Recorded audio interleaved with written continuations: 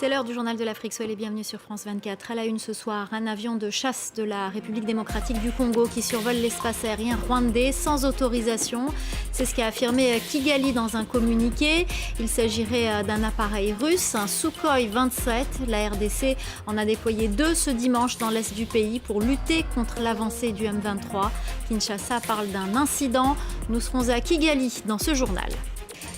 Les pourparlers entre les autorités éthiopiennes et les rebelles du Tigré se poursuivent à Nairobi au Kenya après un premier round de négociations en Afrique du Sud. Objectif des discussions, transformer le cessez-le-feu en accord de paix durable.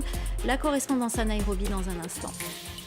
Et puis l'ouverture de la COP27 à Sharm el-Sheikh en Égypte. La 27e conférence des Nations Unies sur le climat s'est réunie avec pour objectif de tenir ses engagements. Le continent africain subit les conséquences des promesses non tenues par les pays les plus pollueurs. Nous irons à Saint-Louis au Sénégal où vous constaterez par vous-même les dégâts du réchauffement climatique.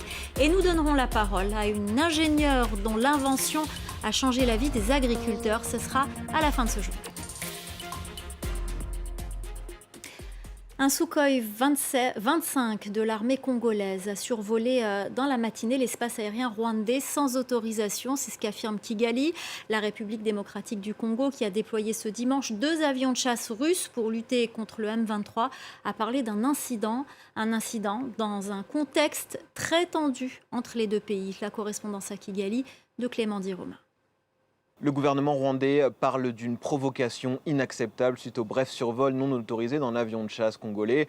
Kigali a publié un communiqué à la mi-journée affirmant que les autorités de Kinshasa ont reconnu l'incident et qu'aucune action militaire n'a été prise par le Rwanda. L'appareil est donc retourné en RDC à la base de Goma, une ville frontalière qui cristallise les tensions entre les deux pays. Le 31 octobre dernier, plusieurs milliers de personnes y ont manifesté contre le Rwanda. Kigali est régulièrement accusé de soutenir le groupe armé M23 qui gagne du terrain dans l'est du Congo. Le Rwanda réfute ces accusations. Ces derniers jours, des milliers de Congolais se sont engagés dans l'armée nationale à Goma dans le cadre d'une mobilisation générale. Alors malgré l'expulsion de l'ambassadeur rwandais de Kinshasa il y a environ une semaine, les relations diplomatiques semblent maintenues entre les deux pays. Les 2 ministres des Affaires étrangères se sont rencontrés le 5 novembre en Angola pour relancer le dialogue politique et reprendre la feuille de route de Luanda. L'acte 2 des pourparlers entre les autorités éthiopiennes et les rebelles du Tigré. Après un premier round de négociations en Afrique du Sud, les discussions se poursuivent à Nairobi. Et l'enjeu est de taille, permettre de transformer le cessez-le-feu en accord de paix durable. Les médiateurs sur place sont optimistes. La correspondance au Kenya de Bastien Renouille. Il s'agit d'un premier pas dans la bonne direction après la signature de ce cessez-le-feu entre le Front de libération du peuple du Tigré et l'armée fédérale d'Addis Abeba. Ce sont les mots du négociateur en chef de l'Union africaine après l'ouverture d'une liaison téléphonique entre Addis Abeba et le Tigré qui permet d'avancer sur les négociations. Des mots prononcés alors qu'une nouvelle session de négociation a ouvert ce lundi à Nairobi entre les membres du TPLF et le gouvernement d'Addis Abeba. Des négociations qui devraient permettre de trouver des solutions à 2 points clés de l'accord, à savoir comment organiser la démobilisation des troupes tigréennes et comment permettre l'ouverture d'un corridor humanitaire en direction du Tigré. Il faut savoir que l'aide humanitaire est absolument nécessaire dans cette région. 90% de la population a besoin d'aide, qu'il s'agisse de soins ou encore de nourriture. Mais il faudra faire vite. L'accord prévoit que le TPLF a seulement 30 jours pour réaliser toutes les conditions d'Addis Abeba, sans quoi la paix ne serait pas possible. Mais les négociateurs ici ont de l'espoir, notamment Uhuru Kenyatta, l'ancien président kényan qui supervise les négociations. Il espère que la prochaine rencontre pourra avoir lieu à Mekele, la capitale du Tigré, et que la suivante sera organisée à Addis Abeba où pourront être célébrés des accords de paix. On en vient à la 27e conférence des Nations Unies sur le climat. Elle s'est ouverte ce dimanche à Sharm el-Sheikh, en Égypte, avec une question sur toutes les lèvres. Sera-t-elle enfin la COP des promesses tenues ? Il ne s'agit pas que de prendre des engagements ou de les renforcer, mais de les respecter. C'est ce qu'attendent les Africains qui subissent de plein fouet les effets du réchauffement climatique. Caroline Lamboli. Des actions, pas des mots. C'est le mot d'ordre pour les pays africains lors de cette COP en Égypte.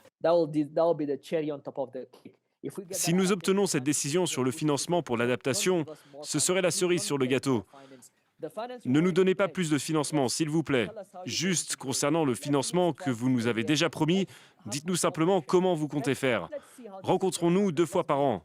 Organisons des consultations, soyons transparents, rendons des comptes. Ce sera déjà un bon début. Même son de cloche chez le président sénégalais Macky Sall. Il a appelé les participants à faire l'histoire. Faire l'histoire en tenant nos engagements, tous nos engagements, dont celui convenu de 100 milliards de dollars par an pour soutenir les efforts d'adaptation des pays en développement et qui peinent à être entièrement réalisés. Les pays pauvres insistaient depuis des mois pour que la question des pertes et dommages soit abordée lors de cette COP. Ils ont obtenu gain de cause. La question a été inscrite sur l'agenda ce dimanche. Les pays africains sont responsables de moins de 4% des émissions mondiales de gaz à effet de serre, mais ils sont très exposés aux conséquences du réchauffement climatique.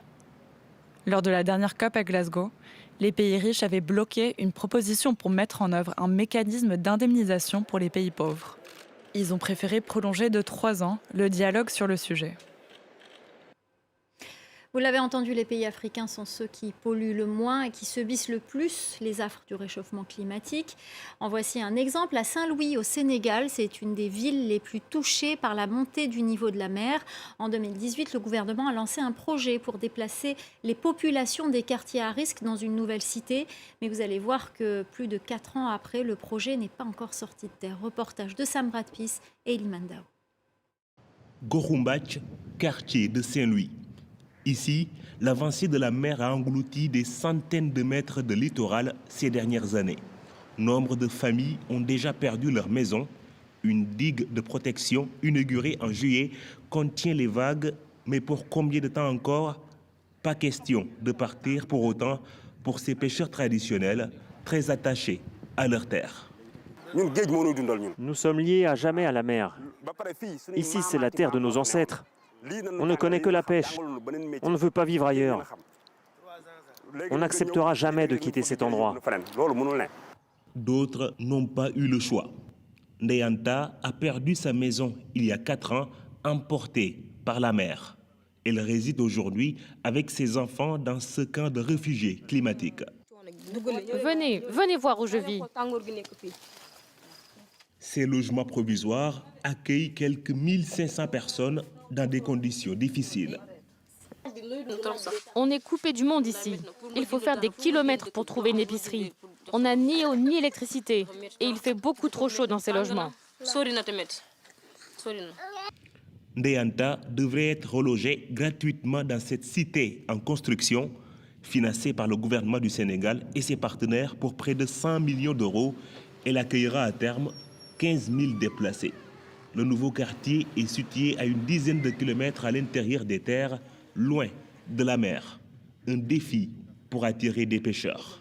En termes de mobilité, ça pose problème. Mais je pense qu'en termes d'amélioration des conditions de vie, donc là, je dis qu'il n'y a pas photo. Parce qu'on a aménagé un site, c'est un site qui est assaini à 100%, assainissement eau usée, eau pluviale, des équipements communautaires de base tels que écoles élémentaires, collèges, postes de santé, marchés. Les responsables espèrent que les premiers logements sortiront de terre dans les 8 prochains mois. Et on va continuer à parler de l'environnement avec notre invité Dey Marie-Aïda Diguen. Cet ingénieur sénégalais spécialisé en génie civil a mis au point une innovation dans la construction d'espaces de stockage en matériaux durables. Bonsoir Dey Marie-Aïda Diguen, merci d'être avec nous. Alors votre invention a changé la vie des agriculteurs. Pouvez-vous nous en parler, nous dire comment vous est venue l'idée de cette invention ? Merci beaucoup. Donc, merci pour cette introduction. Comment m'est venue l'idée? Il y a des problématiques environnementales majeures au Sénégal. La première problématique, c'est celle de la gestion et de la valorisation des déchets, notamment plastiques. Il fallait mettre en place une solution qui va intégrer cette problématique-là. On sait que le Sénégal est un très très beau pays, mais que les déchets sont omniprésents dans notre quotidien, notamment les déchets plastiques. Donc nous avons considéré que ces déchets n'étaient pas des déchets, mais des flux valorisables, des matériaux qu'il fallait intégrer pour créer une solution pour l'agriculture, qui est l'une de nos activités principales. Nos agriculteurs produisent en quantité, et l'autosuffisance alimentaire est notre objectif également au Sénégal, mais nous perdons dans des zones comme Kayar un tiers de notre production globale, puisque nous n'avons pas d'espace de stockage pour les conserver et pour les commercialiser sur le marché au bon moment. C'est un pont, cette solution, entre la problématique de la gestion des déchets et celle de la perte après récolte. Donc, en quoi consiste cette invention ? Donc, nous utilisons des pneus, des bouteilles, des sachets en plastique qui sont des déchets non biodégradables que nous intégrons dans un processus de construction que nous avons établi. Donc, nous mettons en place des hangars de stockage avec ces matériaux-là. Donc, ce sont des hangars de stockage 100% en matériaux recyclés, avec des matériaux locaux également, comme la terre, le TIFA, etc. Donc, c'est un processus de recyclage qui nous permet d'avoir une enceinte de stockage qui, pour le moment, peut avoir des capacités de 100 tonnes, de 30, 40, 50 tonnes, selon les zones. Alors, quelles sont aujourd'hui les difficultés des agriculteurs liées au climat ? Elles sont nombreuses. Les difficultés, c'est d'abord la variabilité climatique. On sait aujourd'hui que les pics de température sont extrêmement, fréquents. On a au Sénégal 2 saisons, la saison sèche et la saison des pluies, mais on voit qu'aujourd'hui, ces saisons-là ne sont pas vraiment bien définies. Cela veut dire qu'on a une modification au niveau des périodes culturelles, notamment avec des prospections comme l'oignon et la pomme de terre. Nous avons le phénomène aussi de l'ensablement dû au dépôt du sable au niveau des zones agricoles, la salinisation des terres qui est très importante. Nous sommes dans une zone essentiellement côtière, donc avec ce phénomène d'avancée de la mer, nous avons une salinisation des terres qui est vraiment présente. Et ça, ce n'est plus à l'échelle, disons, des hypothèses. Les agriculteurs disent sur le terrain qu'ils n'arrivent plus à produire correctement et au bon moment en raison d'un changement qu'ils sont en train d'observer dans leurs champs, dans leur périmètre agricole. Alors, est-ce que vous avez une autre idée d'invention ? Est-ce que vous travaillez sur un autre projet pour aider ces agriculteurs ? Alors, nous sommes essentiellement sur les pertes après récolte, puisque nous nous concentrons sur la problématique de l'autosuffisance alimentaire. Ce qu'il faut savoir, c'est qu'au Sénégal, nous pouvons atteindre, par exemple, l'autosuffisance alimentaire dans le domaine des pommes de terre, mais nous perdons énormément. Donc, ce maillon de la chaîne, nous nous concentrons beaucoup dessus. Bien sûr, notre invention s'est beaucoup améliorée. Ça fait 7 ans que nous y travaillons. Nous sommes en train de mettre en place également une solution de suivi au niveau des agriculteurs qui leur permettent d'accéder à l'information climatique. Puisqu'on s'est rendu compte que nous étions en fin de chaîne, presque en fin de chaîne, et qu'il fallait que les agriculteurs aient cette information-là au niveau de leur champ pour produire au bon moment et comprendre qu'il y a aujourd'hui des phénomènes qui se déroulent et qui peuvent perturber le cycle culturel. Alors, très rapidement, vous allez vous rendre demain à Sharm el-Cheikh. Quel est votre message aux pays les plus polluants notamment ?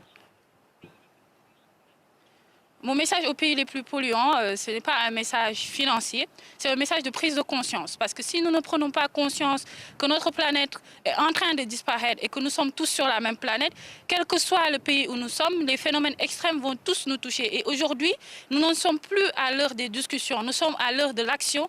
Et si nous n'agissons pas, nous allons peut-être tous disparaître et les générations futures n'existeront peut-être pas. Merci beaucoup. Donc, chers pays polluants, stop à la pollution. Mettez en place des solutions durables. Changez le modèle de développement. Nous en avons besoin. Votre message est passé. Merci beaucoup, Dey Marie-Aïda Digue. Merci d'avoir accepté notre invitation et merci à Sarah Sako de nous avoir aidé à réaliser ce duplex. C'est la fin du Journal de l'Afrique. Restez avec nous, l'info continue sur France 24.